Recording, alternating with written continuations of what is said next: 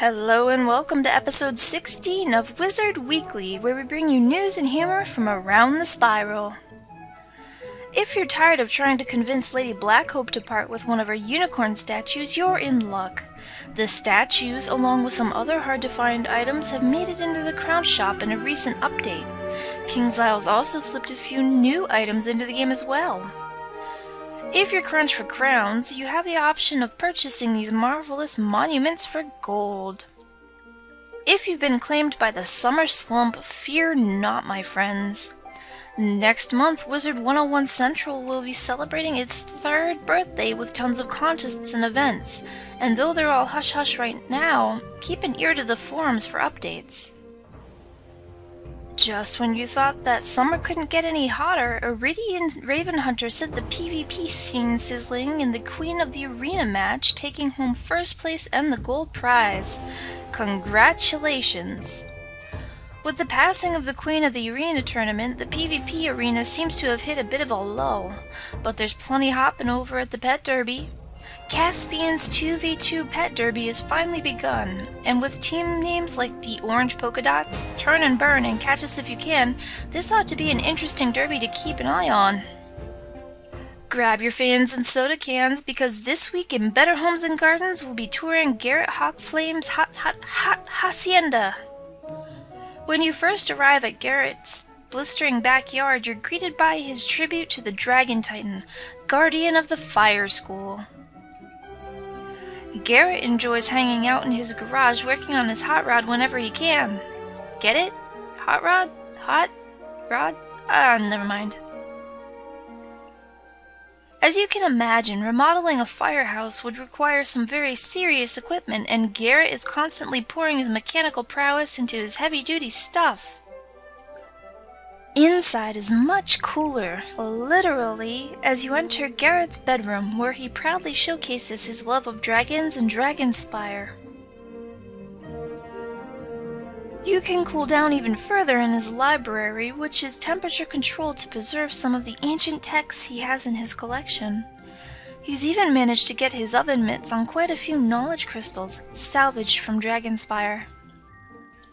Next, there's the dining room and lounge, where you can quench your thirst for conversation, music, or just plain old root beer. Next door is the kitchen.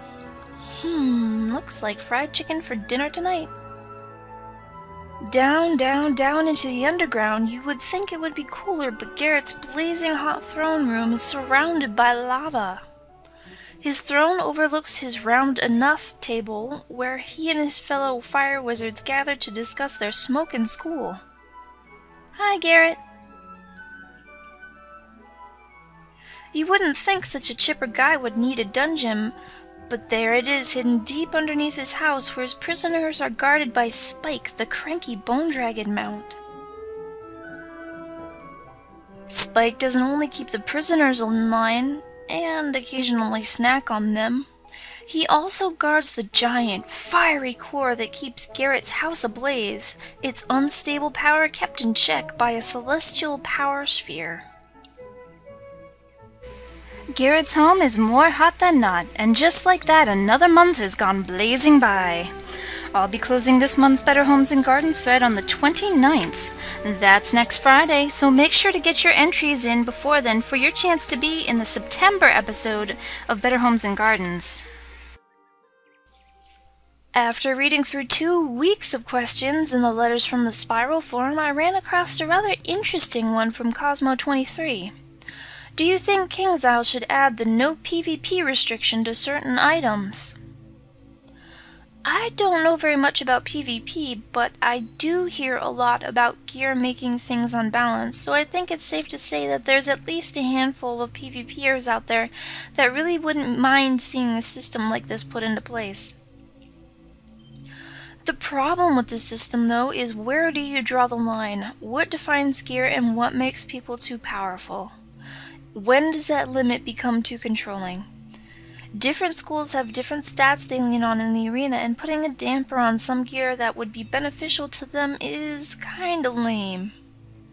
I could see something like the blade necklaces falling into the category of being too powerful, and a filter to keep them out of PvP would be nice, but that's about it, really.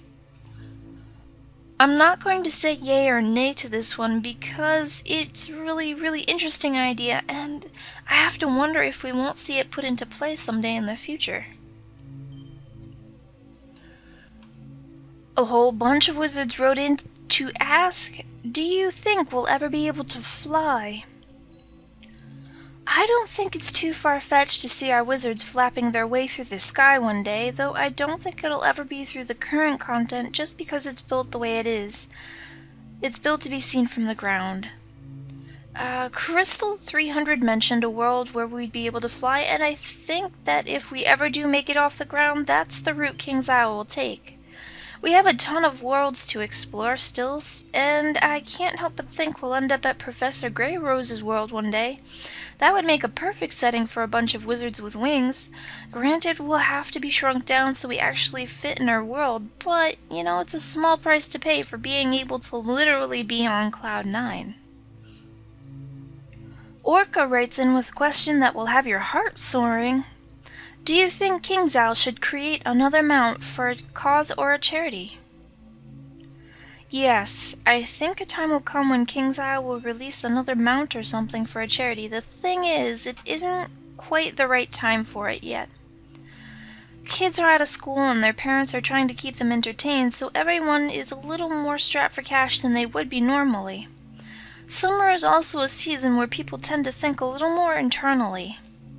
I think that we may see a charity drive around the holiday season because it's the season of giving, and because that warm glow you feel when you've contributed something to enrich someone else's life is very contagious.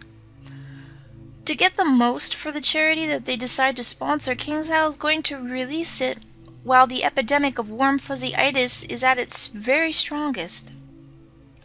I think you're spot on that it should be a mount. They tend to have the largest impact, but it could be something more affordable, like a pet, or even a seed, or a furniture item. Look at the impact the Giving Tree made. It was very substantial. That's all for this week's Wizard Weekly. I hope everyone out there is keeping cool and having a wonderful summer vacation. Happy weekend, everyone! Next, there's a dining room and...